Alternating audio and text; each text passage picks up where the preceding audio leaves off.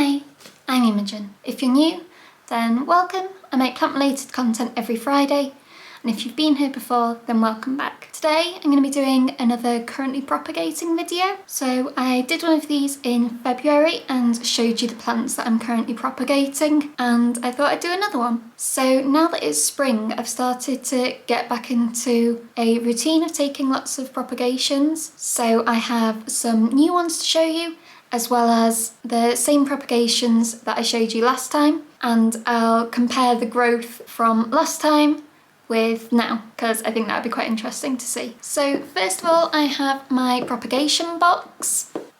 That is what it looks like without the lid on. So I think last time I just had Satin Pothos in here, and they are still in here. I have this one, which no signs of any roots still, but it has put out a little leaf. I think it was still forming last time, but yeah, still no sign of any roots yet, which hopefully will come soon. It is the same with my other cutting. Again, this one has 2 nodes, no new roots though, and my kind of wet stick is starting to go brown at one end, which isn't great, but again, no roots. I don't know if maybe sphagnum moss isn't the best medium for these, so I might try and put one in water and see if that makes any difference, because they haven't in here a while now, so I'd kind of expect to see something. Also in here I have some cuttings of my new Hoya Curtisii. It was a really expensive plant, so I decided to take some cuttings just in case for whatever reason the main plant didn't like the conditions. But actually the main plant is looking really happy and these cuttings don't seem to have done anything, so make of that what you will. So I think the Hoya Curtisii is quite interesting because it has aerial roots that grow off the stem when it's just growing normally. So I thought it'd be quite an easy one to root in sphagnum moss, and I think I can see a difference. So there, I think you can see sort of the roots are a little bit longer and I can see a change in texture. I'm not sure if my camera will be picking it up, but the ends are more white and rooty looking, I guess is the best way to describe it. So I have 2 sort of long strands like this, but as the roots seem to be growing everywhere, I think I'll just leave them in here for now. And that is everything in my sphagnum moss box. I think last time I showed you some Calissia repens. They have now been potted up. But I also showed you some Tradescantia, which I haven't got around to potting up and have just gone wild. Quite a few cuttings of Tradescantia Zebrina. Now, I think I had only put these in a few days before in my last video, but now they've been in here for quite a good few weeks, and you can see the number of roots that have come off these stems. I'm not going to get them out right now because I don't think I'll be able to get them back in, but I'm gonna plant these up now because I think they really need it.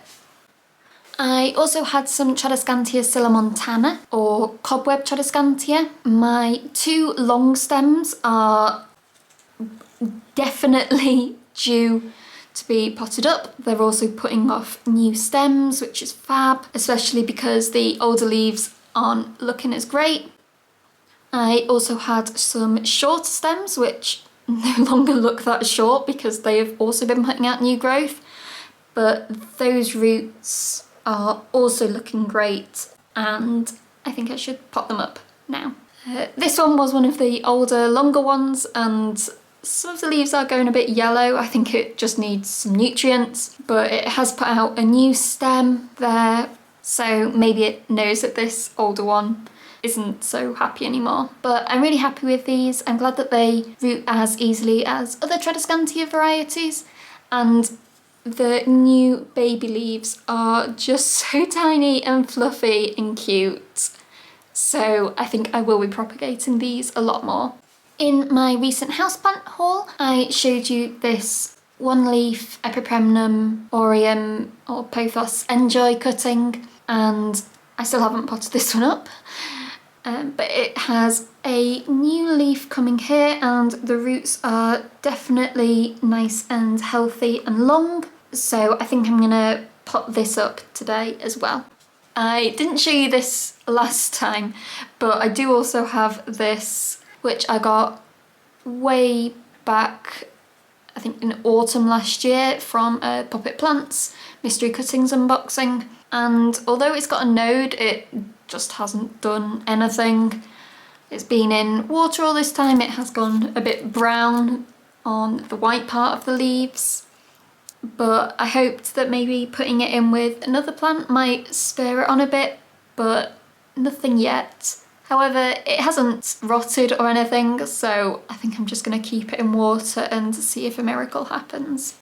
If you've seen one of my greenhouse tours, then you might remember that I have an aluminium plant which is really leggy and long. So I recently decided to take some cuttings from that, and they've grown really well. So I took 3 cuttings and they've just been in water. I can't remember quite how long they've been in here, but to me those roots look really great. They've pushed out new growth. I have 3 here, so I think these 2 were top cuttings and this longer one was sort of the main part of the stem that I had just chopped. And all 3 have really great roots on there and I think are ready to be potted up. So I'm really pleased about these. And also on the kind of mother aluminium plant, that has started to push out new growth where I cut these from. So it's starting to look a little bit more bushy. I might add one of these back into that same pot and then pot the other couple up for maybe a plant swap, but I will definitely be cutting those back some more because I was really surprised at how easy they were to propagate. Then the final plant I want to show you today is quite a fresh one, so there won't be any roots yet. But these are some cuttings from my Peperomia Caperata Lillian. It is really bushy in its pot, so I just cut off some little lumps of it. This is probably the smallest one, but they have the main sort of lump at the bottom. I really should know the terminology. And quite a few little leaves. And I have 4 of these and have just plonk them into water because I've had success with this method for this particular Peperomia before. I know that you can just use a single stem or just a leaf to propagate, but I think it looks a bit nicer when there's already quite a few leaves on there. And when I've accidentally knocked off sort of this amount before, it has rooted really well. So yeah, I'm just gonna put that back into the jar, and hopefully at some point soon they will have roots and I'll have 4 new little baby plants. And that is everything that I'm currently propagating. So I'm gonna do a bit of potting up now and I'll include that footage in here as well. But thank you so much for watching. I really hope you enjoyed it. I'd love to know what kind of things you're propagating, especially now that the days are getting a bit longer and a bit warmer. I think propagations might be a bit more successful or quicker, so let me know. But otherwise, I will see you on Friday for another planty video. Bye!